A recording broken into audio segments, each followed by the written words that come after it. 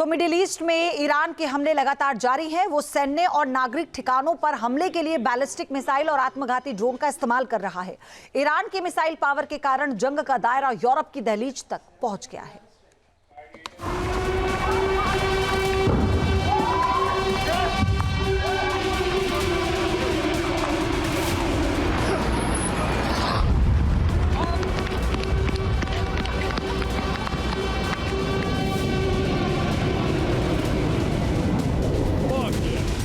Iran का विस्फोट, America पर चोट।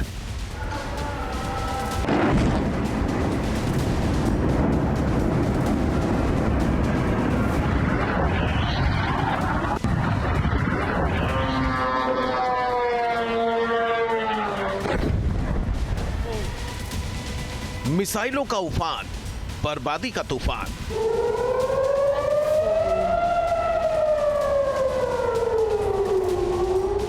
रणनीतिक निशाने, टारगेट पर सैन्य ठिकाने। لا والله حربية طيارة حربية. هذه مسيرة يا الربع. شوف انزلوا هذول.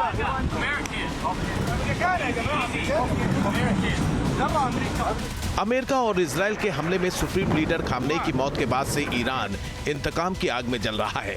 ईरान के पलटवार से मिडिल ईस्ट में मौजूद अमेरिकी ठिकाने दहल रहे हैं।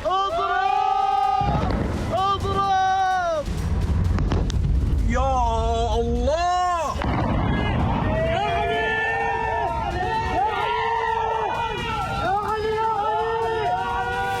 अमेरिका पर पलटवार की शुरुआत से ही ईरान बहरीन पर लगातार हमले कर रहा है। मनामा में मौजूद अमेरिकी नेवी के 5वें बेड़े का हेडक्वार्टर ईरान के निशाने पर है। जंग के चौथे दिन भी ईरान ने इस अमेरिकी ठिकाने पर मिसाइल्स और ड्रोन से लगातार हमले बोले।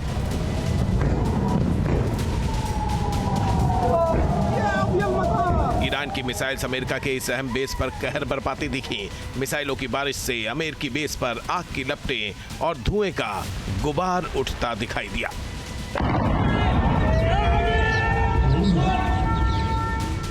बहरीन में अमेरिकी बेस को कुछ ही घंटों के दायरे में ईरान ने मिसाइलों से एक के बाद एक कई बार निशाना बनाया।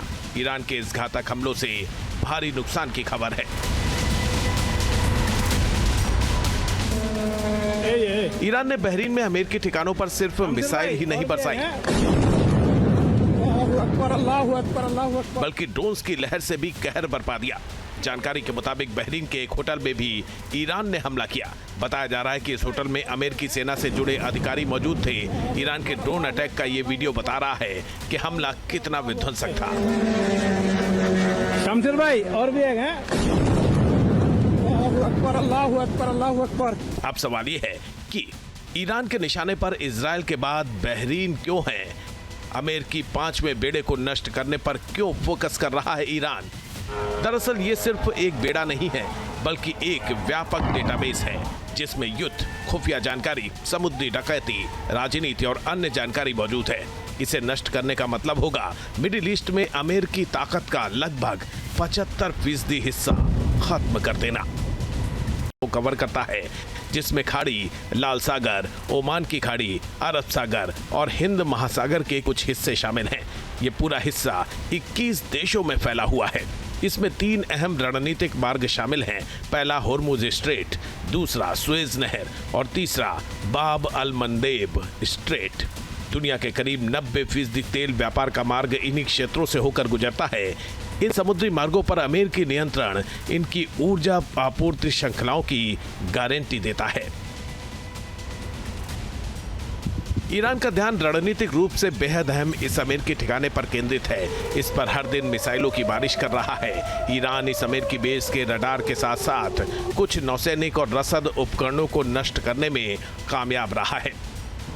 अमेरिका का ये अहम बेस ईरान की मिसाइल्स को रोकने या उनको हवा में ही मार गिराने में फेल साबित हो रहा है। इसका अर्थ है कि अमेरिका का ये बेड़ा व्यावहारिक रूप से एक कमजोर कड़ी बन गया है। 5वें बेड़े को मिडिल ईस्ट में अमेरिकी समुद्री सुरक्षा की रीढ़ माना जाता है। मध्य पूर्व और मध्य एशिया में अमेरिकी वर्चस्व स्थापित करने के उद्देश्य से 1995 में इसकी स्थापना की गई थी। इसने 2001 में अफगानिस्तान पर आक्रमण, 2003 में इराक पर आक्रमण और 2005 में ईरान के विरुद्ध आक्रमण में व्यावहारिक रूप से हिस्सा लिया था। 2023 से 2025 तक यमन पर हमले के लिए भी मुख्य बल के रूप में इस्तेमाल किया गया था। 5वां बेड़ा ईरान पर हमला करने वाला मुख्य बल है और सभी सूचनाएं, योजनाएं, युद्ध आदेश और तैनाती इसी से हासिल होती है। इस बेड़े में डिस्ट्रॉयर, सबमरीन्स और मोबाइल एयरक्राफ्ट कैरियर समेत 30 से अधिक नौसैनिक पोत हैं। इन जहाजों पर करीब 15,000 कर्मी हैं। इसके अलावा एयरक्राफ्ट कैरियर्स पर सैकड़ों विमान और हजारों उन्नत मिसाइलें भी तैनात हैं। ये बेड़ा अरब शासकों के समन्वय और सहयोग से राजनयिक और राजनीतिक गतिविधियां संचालित करता है, यानी एक व्यापक प्रशासनिक केंद्र है। अगर ईरान इस अहम बेड़े और इसके कमान मुख्यालय को नष्ट करने में कामयाब रहा तो अमेरिका को तगड़ा झटका लग सकता है। इजराइल और अमेरिका की रक्षा, आक्रमण और खुफिया जानकारी जुटाने की क्षमता पर नकारात्मक असर पड़ सकता है। ईरान सिर्फ बहरीन में ही अमेरिकी सैन्य ठिकानों को निशाना नहीं बना रहा है, बल्कि हर उस देश को टारगेट कर रहा है जो अमेरिका की मदद कर रहे हैं। जंग के चौथे दिन ईरान ने साइप्रस पर भी मिसाइल दागी। ईरान का दावा है कि उसके हमलों के कारण अमेरिका ने अपने फाइटर जेट्स को साइप्रस शिफ्ट कर दिया है। अमेरिका को बेस देने के साइप्रस के फैसले से ईरान नाराज है, इस कारण उसे निशाना बनाया गया। ईरान का दावा है कि अमेरिका को साइप्रस से भी भागना पड़ेगा। तस्वीरें इराक के इरबिल बेस की हैं। एक के बाद एक कई हमले किए गए। ईरान ने यहां कई ड्रोन्स और मिसाइल से धावा बोला। इरबिल बेस की सुरक्षा में तैनात एयर डिफेंस सिस्टम एक्टिव जरूर हुआ, कुछ प्रोजेक्टाइल हवा में ही नष्ट कर दिए गए। हालांकि जो ड्रोन या मिसाइल टारगेट को हिट करने में कामयाब रही, उसने भारी तबाही मचाई। इरबिल में हुए हमले का एक और वीडियो देखिए। यहाँ भी ईरान ने टारगेटेड अटैक किया, जिससे बड़े हिस्से में आग लग गई। इस दौरान गोलियों की आवाज भी सुनी गई।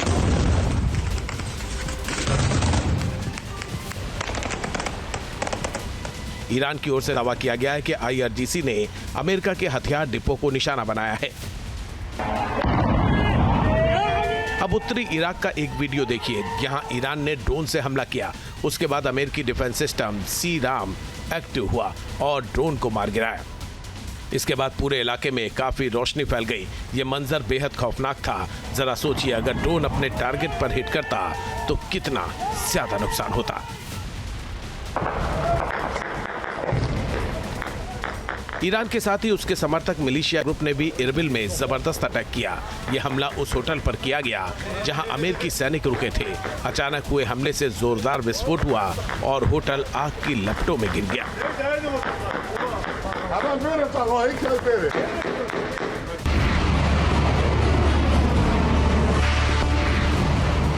मिलिशिया ग्रुप ने अमेरिकी बेस को निशाना बनाने का एक और वीडियो जारी किया है, जिसमें मिसाइल्स की लॉन्चिंग से लेकर टारगेट को तबाह करने का पूरा हिस्सा दिखाया गया है। खामनेई की मौत के बाद से ही इराक का मिलिशिया संगठन ईरान के समर्थन में लगातार अमेरिका को निशाना बना रहा है। कुवैत में भी ईरान ने अमेरिकी ठिकानों को निशाना बनाया।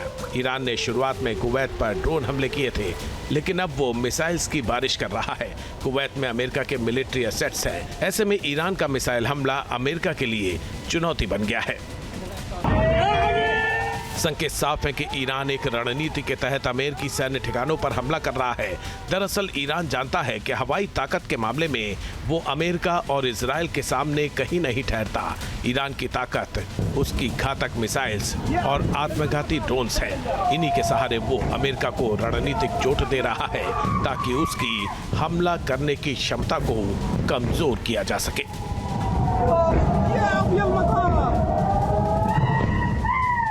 आपके मोबाइल पर तुरंत आएगी ब्रेकिंग न्यूज। स्क्रीन पर सबसे पहले दिखेगी बड़ी खबर।